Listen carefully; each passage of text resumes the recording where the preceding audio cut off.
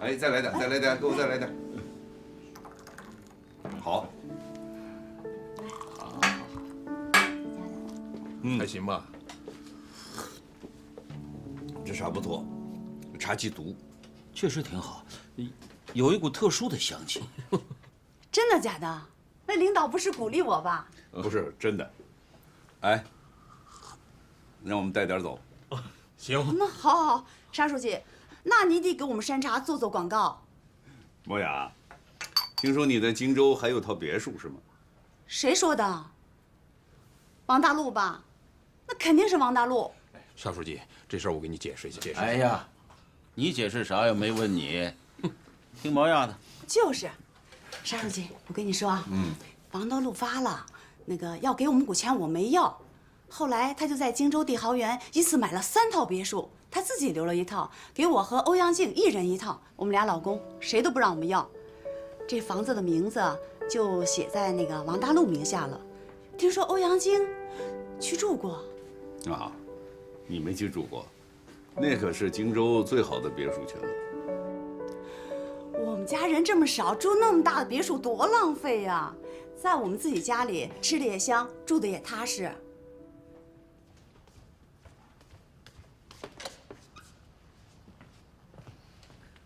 赵瑞龙啊，是个混账王八蛋！怎么了？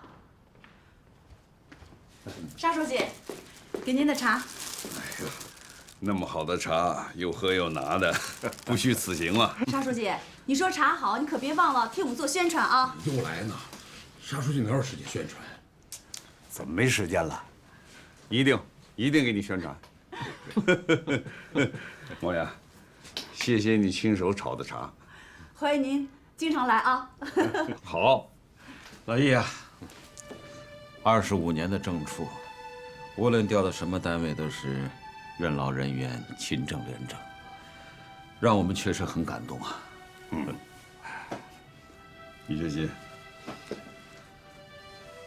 给你提个要求，不知你能不能同意？什么要求，沙书记？你那10张图，我想都带走，行吗？都是公家东西，你拿走就是。你不用了？不用了。舍得吗？舍得。听见没有？卷起来，都拿走。好，我都拿走。我得带回去让大家看看，咱们基层的干部是怎么工作的。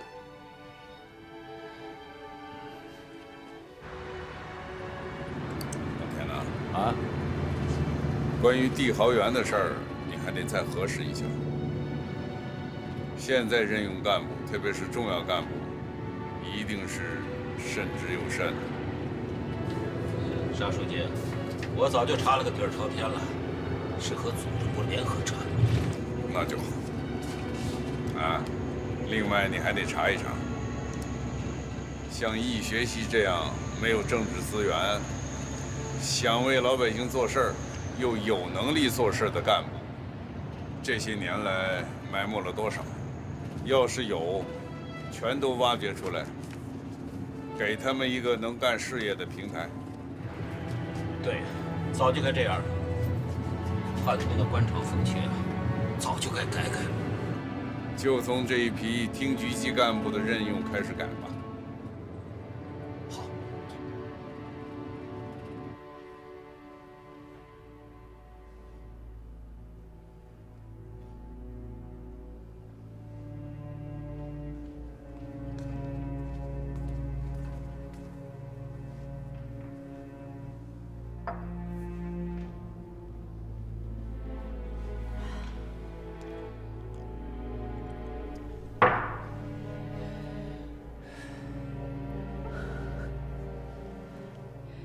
你走之后，赵立春来过电话，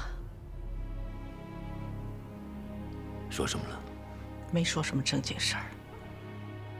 有没有提美食城和赵瑞龙兄妹的生意？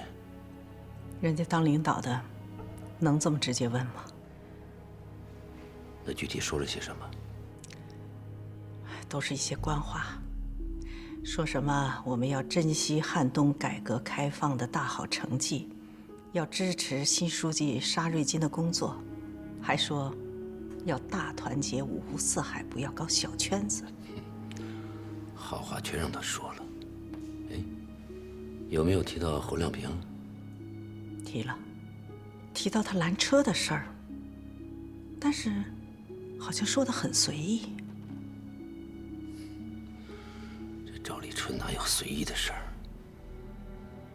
你怎么回答的？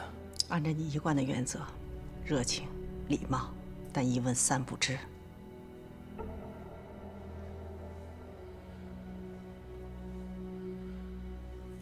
那就好。现在该考虑和赵立春切割了。切割？怎么回事啊？赵瑞龙这么肆意妄为，我看他们赵家的丧钟该敲响了。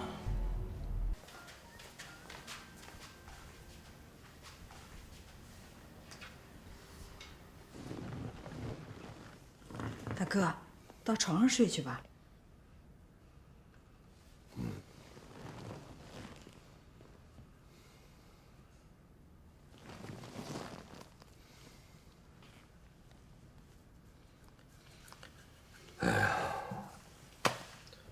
我这人命苦，一上床我还真睡不着了。荆州城市规划图在什么地方？给我找出来，我准备挂上。嫂子不让挂。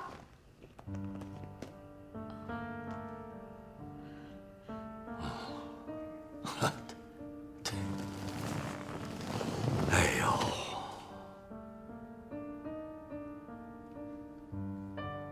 行了，以前天天吵，现在想吵，没得吵了。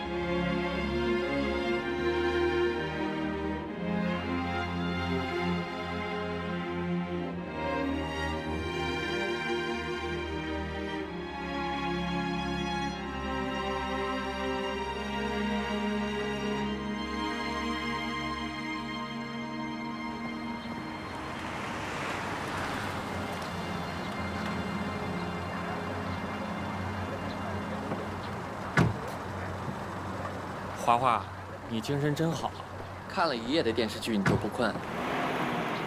你别跟我说话，今天我烦你。怎么了又？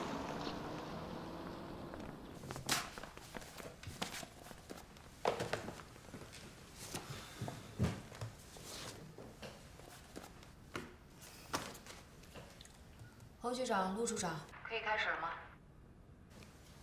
可以开始了。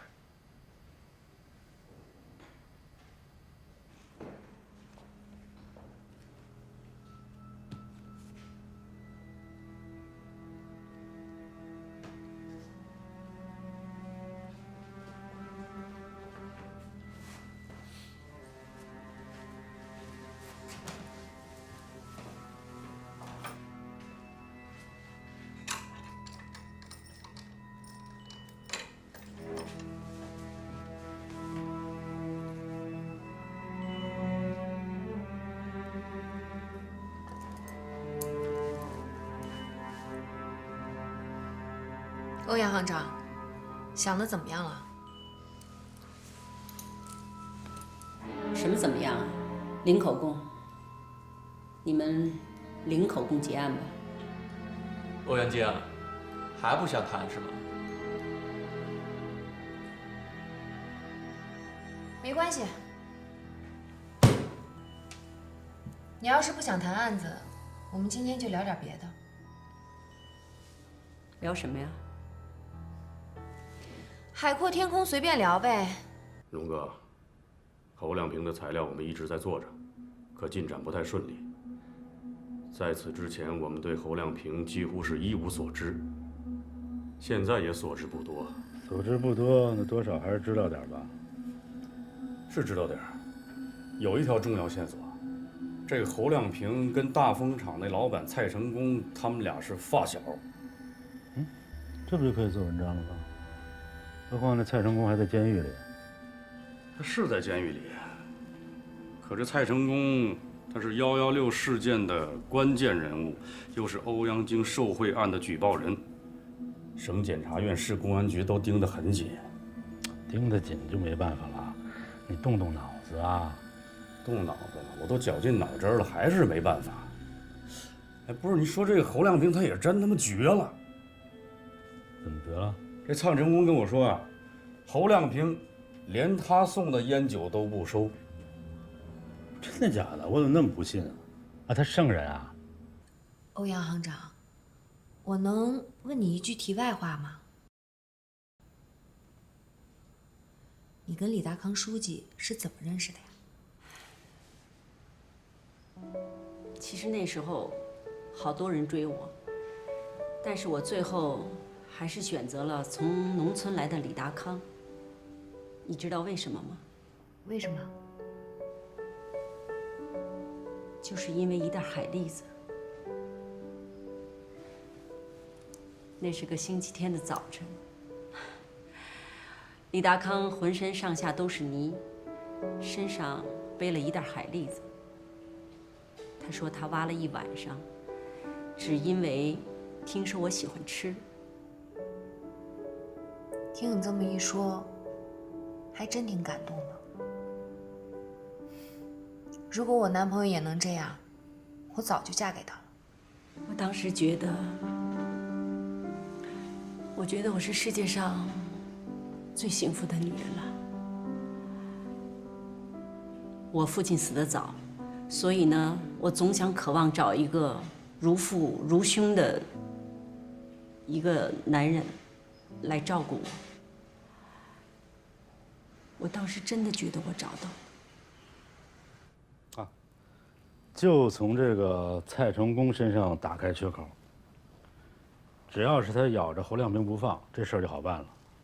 你们现在要做的啊，就是要让蔡成功知道，他别再对这侯亮平抱有幻想，别以为他是什么反贪局长就能把他从监狱捞出来，不可能，绝对不允许，明白吗？龙哥，这点你想错了。我现在重点的研究对象就是蔡成功。我忽然发现这蔡成功他不想从监狱里出来，他倒是想好好的坐牢呢。他有病啊，受虐狂。也不是，他欠债太多了。那些高利贷的债主到处找他，他被抓到过2回了。我跟你说，龙哥，这蔡成功被关过狗笼子，还坐过老虎凳呢，你说那滋味能好受吗？明白了，合着他是想藏到监狱里躲债是吧？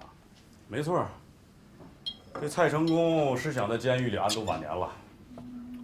不允许啊，绝对不允许。我们啊，必须得让他接受这个民间的惩罚。那，然后呢？李达康书记是骗子，骗了你的感情。他要真是个骗子，我也不会那么绝望。其实刚开始的时候，我对他还是挺满意的，家务活他都全包了。那时候的工作呢，也没有这么忙，工资上交。虽然这个人有时候挺无趣的，但是我觉得只要对我好，我也不会计较什么了。你说是吧？是啊，其实我们女人挺简单的，只要他们心里有我们，什么缺点我们都可以容忍。这心里有，也不一定非要表达出来吧，这得等关键时候啊。什么就关键时候啊？爱情当然要表达出来，哪有那么多关键时候？林检察官，还真有关键的时候。我有个弟弟，比我小8岁，他那年大学毕业，就想通过李达康找一个好点的工作。其实那时候他已经是荆州市委书记的秘书了，也就一句话的事儿，可是他他就是不帮这个忙。然后你就对他失望了？我对他真是太失望了。那是我的亲弟弟，他都不帮这个忙，他真是太自私了。典型的小女人心态，就觉得男人理所应当的应该为他们付出，付出所有，付出一切，也不管合不合理。如若不然的话，立刻对男人、对世界充满了失望。这欧阳菁的心啊，柔软敏感，碰上李达康这颗坚硬的心，就发生悲剧了。我倒是觉得，他们两个人的关系就像大鱼和小鱼缸，搁在一块儿当然痛苦了。这欧阳菁的鱼缸里放上一条小鱼就合适了。所以合适太重要了。哎，你是不是在等大鱼呢？是啊，这小鱼啊，是一定会淹死我浩瀚的海洋里的。那赵东来算不算大鱼？哎呦天哪！赵东来同志是鱼还是虾，还说不定呢。你别怪我多嘴啊。陈海现在的情况，能不能醒过来还不一定呢。就算是醒过来，也不一定能过上正常人的日子。我了解他。他宁可去死，也不会拖累你的。你什么意思？你还年轻，也该为自己想想了。其实赵东来这人啊，不错。你就别乱点鸳鸯谱了，我自己的事情自己有数。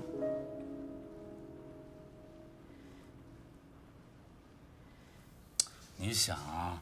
这借钱给他的都是什么人啊？全是普通老百姓啊，挣那点利息就是为了贴补家用，结果让这蔡成功给骗得血本无归，啊，他还逍遥的在监狱里待着，这怎么行啊？咱们人民的监狱啊，绝不能成为这种老赖的藏身洞。龙哥，可他已经进洞了，也不好弄出来啊。那你就把这民间惩罚给他引进去啊。你必须得让他感到恐惧才行，明白吗？他是感到恐惧了。不光是那些高利贷的债主在找他，还有那些大风厂的持股员工。116之夜，这小子差点被自己的持股员工给打死。进了看守所之后，又挨了我表弟长城虎的一记重拳。这些持股员工是个麻烦。听说前些日子他们还到山水庄园闹过，是吗？可不是吗？闹过一阵子，后来他们知道是蔡成功的责任，也就不再闹了。让他们到看守所闹去，啊，让他们找这个蔡成功的老牌子闹去。你还别说，龙哥，现在还真有人合计着要绑架蔡成功的儿子呢。蔡成功的老婆很狡猾，她有3套房子。最近这2个月一直住在和平路的这套房子里。你确定吗？我确定。你见过他儿子吗？我见过，蔡成功的老婆送他儿子上学时见的。大哥，你看，就这孩子，这上面有2个孩子，哪一个是蔡成功的？穿白衣服的叫蔡英俊，小学5年级的学生。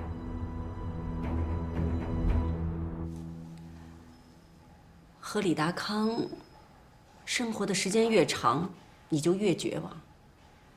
其实不光是对我们娘家，对我那些朋友，就是对他们家的亲戚，他也是什么忙都不帮的。这也应该理解，李达康书记啊，这是坚持原则。什么坚持原则呀？他是太爱惜他的羽毛了。我觉得李达康官做得越大，就越不关心我们母女了。在外人看来，我是嫁了个高官的丈夫，是个成功的女人。可是我心中的苦恼，其实只有我自己知道。我们结婚20多年了，他没给我过过几次生日。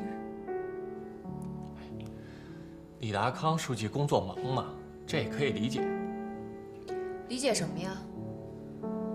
我就不理解。如果我男朋友要是不记得我的生日，不给我过生日的话，我肯定请他永远消失。这真是悖论。我敢肯定，大部分的人都不喜欢李德康。从做人来讲呢，他太无情，只爱惜自己的羽毛；可从做官的方面讲呢，他又是个清官好官。因为如果你只普惠家人，就很难做到普惠天下。中国呀，就是个人情社会，这样的清官反而不受待见。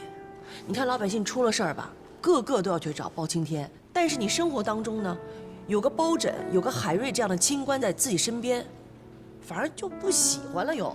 现在很多人呢，都缺少博爱精神，离得越近的越爱，越远越不爱，重私利，轻公义。这前段日子不是有个电视剧，一个贪官对小三有情有义，让无数女性痴爱，就是因为他有情有义，这贪腐的罪孽竟然被原谅了。典型的小女人心态，就像你说的，重私利，轻公义。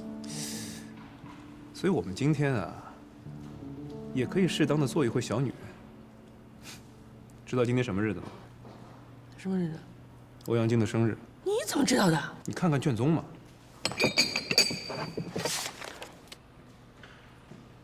真的？这生日蛋糕啊，我都准备好了。保密功夫做得够好的呀。这是惊喜。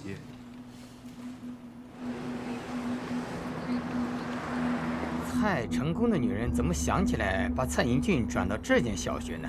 这间小学可是重点小学，不容易进的。估计是花钱了吧？这年头，只要愿意花钱，啥办不下来。看来蔡成功还是有钱啊。肯定有钱，只要抓住蔡成功这个王八蛋，咱们的钱肯定回来了。上次讨债公司一上门，人家的钱不就回来了吗？蔡成功现在进了看守所，便宜这小子了。便宜他，不能便宜他儿子。不过大哥，这所小学离检察院不远，咱得小心点。作为他的老婆，我甚至几天都见不着他的人影。我女儿又在国外，有时候回到家里，连个说话的人都没有。我真的没有精神寄托，所以我只能看看韩剧，暂时忘掉一些烦恼。这蛋糕以谁的名义送啊？以华华的名义吧。他们今天啊，聊得挺融洽的。华华，今天是欧阳菁的生日，侯局长为他准备了蛋糕，就以你的名义送给他吧，适当的时候告诉他。我能理解，尤其是在李达康书记这种工作狂男人面前。你知道什么叫同床异梦吗？我跟李达康就是同床异梦。他的梦就是工作，工作，疯狂的工作。而我的梦是想找一个我依靠的男人，爱我，疼我，理解我。这也是咱们大多数女人的梦啊。啥大多数女人？咱们处长老陆他就没有这种想法。老陆那是女人吗？他那是梁山好汉。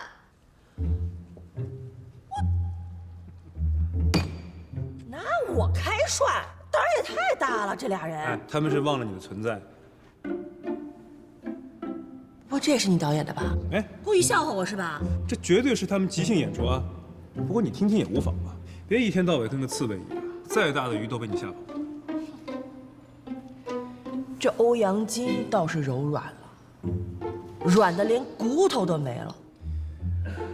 我只是让你稍稍的变一点点，也不用很多啊。我跟你探讨一个问题啊，私认为，只有那些封建思想特别重的小男人才会喜欢所谓柔软的女人，那些个性强而独立的女人的存在本身，对他们来说已然是致命的一击。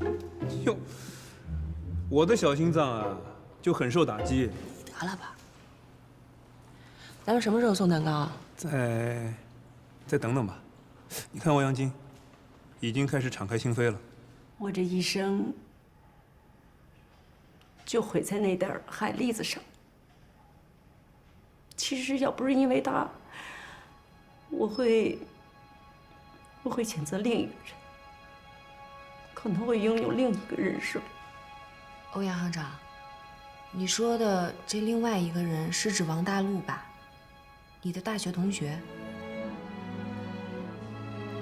可是，就算你选择了王大陆，就真的能拥有另外一个人生吗？年轻的时候，你会忽略很多人和事儿。到了我这个年纪，才知道，当时后悔没有好好珍惜，后悔药难吃，老天爷不会再给我第二次机会。是不是得不到的永远是最好的呀？其实也不是，有时候一个人的品质是要经过岁月的磨练才能显现出来的。其实当时王大陆在学校的时候不是那么显眼的，但是他总是在我人生的节骨眼上，及时的出现在你面前。欧阳的失败，完全在于拒绝成熟，拒绝长大。有些品性，在少不更事的少女身上很可爱，在中年妇女身上，就有些可悲了，甚至可笑了。我还以为就我一个人这么想呢。哎呀，大陆啊，我真的佩服你。你对欧阳看得很准，还有心情跟他这么周全。大康啊，这就是你我的不同。对于我们自己的亲人，我们不要太过于苛刻，即使他们的步伐跟不上我们的脚步，我们也不要抛弃他。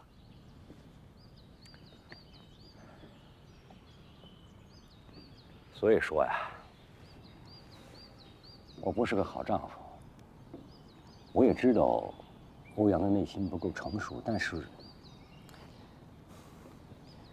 我真的提不起情绪来跟他周旋。大康啊，你的心真是够冷的，从来只想着你自己的工作。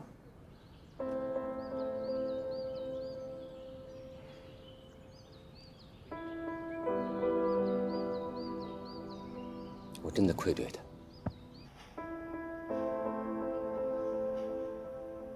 你们知道，我跟李达康结婚20多年了。最让我感动的是什么吗？什么？就是这次离婚。为什么？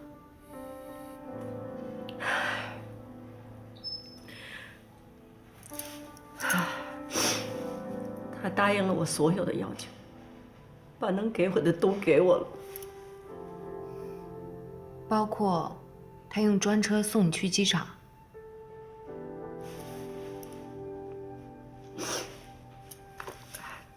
对，其实我当时知道他挺为难的，但是他还是送我到机场。这个李达康啊，真是，是不是情商低呀？这女人哄哄就是了，连我儿子都知道。女人干嘛要哄啊？这自己对自己都不负责任，凭什么人家对你负责任？我就是感慨一下，怎么又跟我杠上了？我今天就是要杠你这个大男子主义。我也就这点主意了，在家背我老婆面，在单位啊又碰上你。不过说真话啊，今天审欧阳菁啊，让我对李达康刮目相看。我也没想到李达康会是这样的人。我只听别人说过他霸道，而且还无趣。除了工作之外，别无爱好。问一下欧阳菁，他和王大陆的真实关系。大康，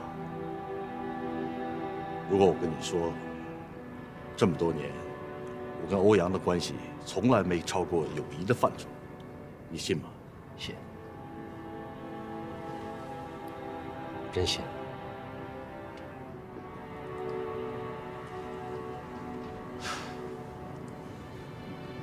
你的这个信，你的这个从不怀疑，是深深的伤害了欧阳。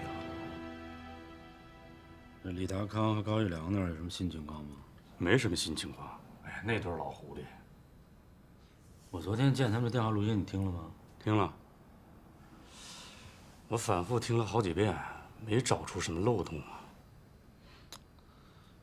你找不出漏洞，你可以剪呐啊！你剪接，你剪出点有意思的东西。那我实在是剪不出来呀。另外，这齐厅长他警告过我，不要对高玉良书记做任何文章。龙哥你也知道，这齐厅长是高书记的头号大弟子。你甭怕他，他知道你是我的人，要不也不会用你。这我明白，明白。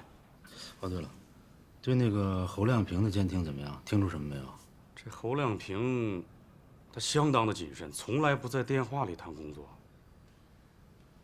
无论如何，你把他的行踪给我盯住了。我总算明白了，只有单纯，才能唯美。别抒情了啊！今天是欧阳靖的生日，你们给他过生日吧。生日蛋糕准备好了，就在门口。欧阳行长，其实我们也有很多共同语言呢。是，有点相见恨晚。现在也不算晚，今天我们就谈到这儿吧。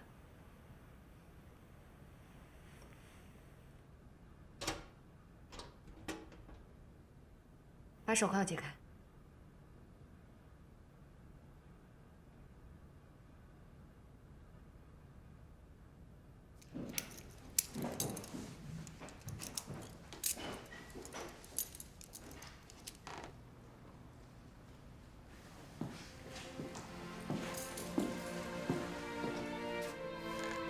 欧阳行长，今天是你的生日吧？你女儿一直在国外，好几年没陪你过生日了。今天我就替她给你过个生日。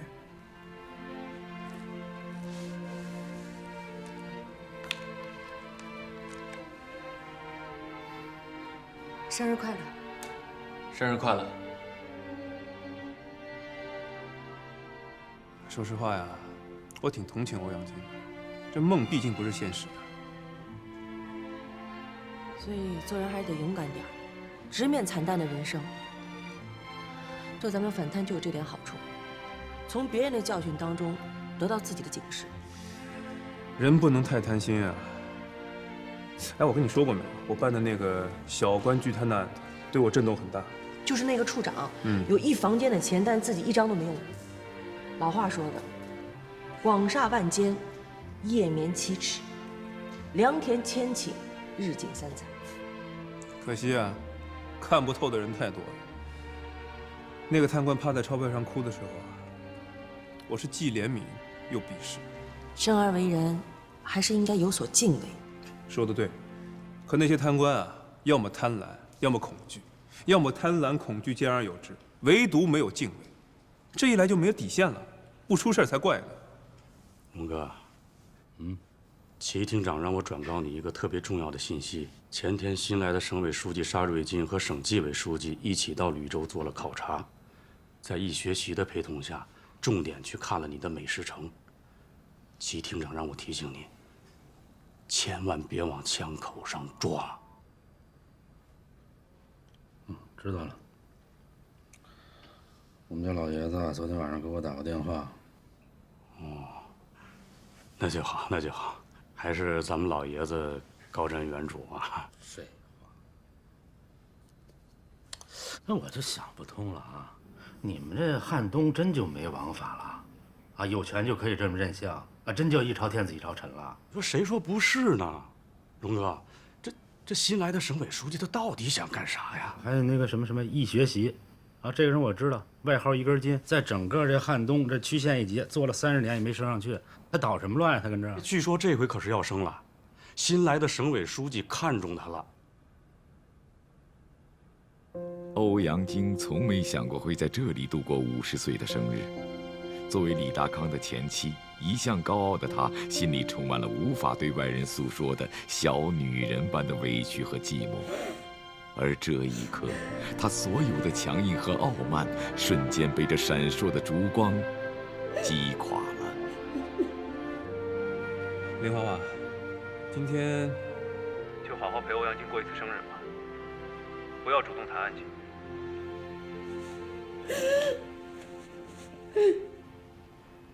哎，程柱，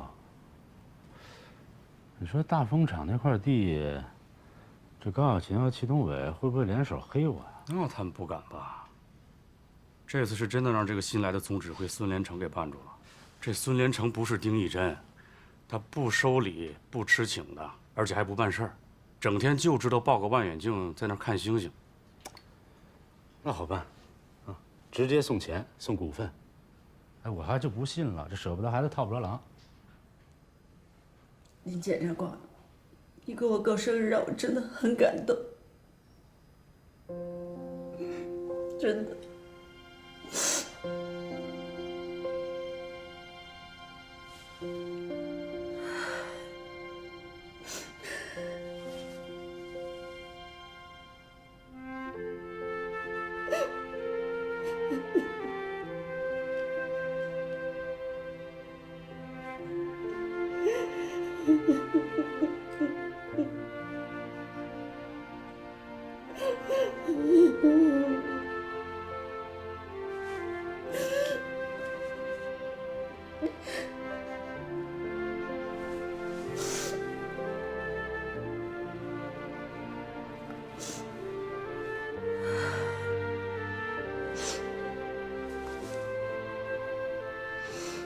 你不是想知道这50万是怎么回事吗？我今天就告诉你，那个钱不是蔡成功的，是汉东油气集团的。汉东油气集团，怎么回事啊？他开口了。这怎么又和汉东油气集团扯上关系了？汉东油气集团的老总就是刘兴建，我知道啊，前省委书记赵立春同志的第4任秘书嘛。但是在这儿突然间讲到他，我还是觉得挺意外的。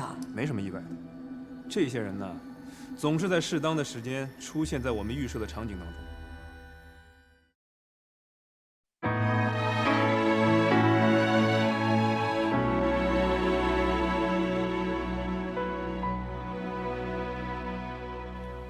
与谁同步一肩上的职责，听一番枝繁叶落，看一幕檐下交错。此时此刻，情同手足在侧。与谁同我以心中的执着，听一声青梅永了，看一片繁星闪烁。此时此刻，爱与永续，你我。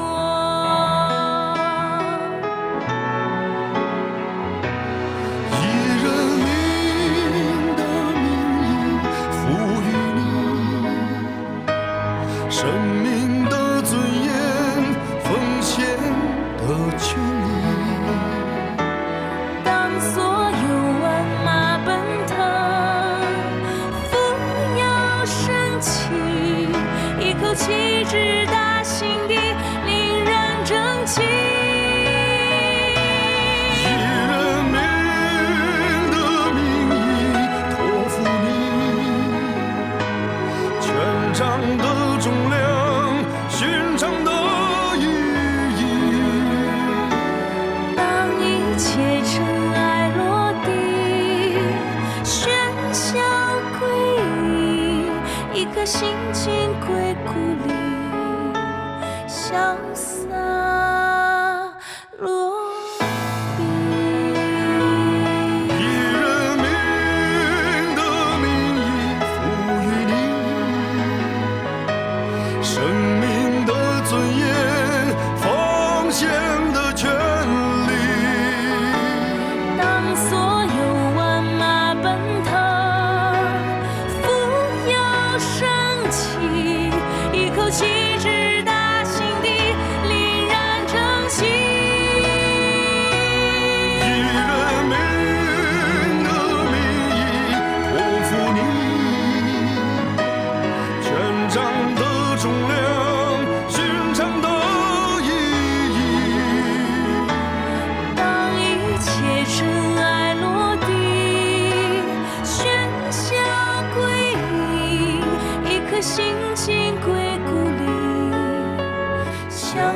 洒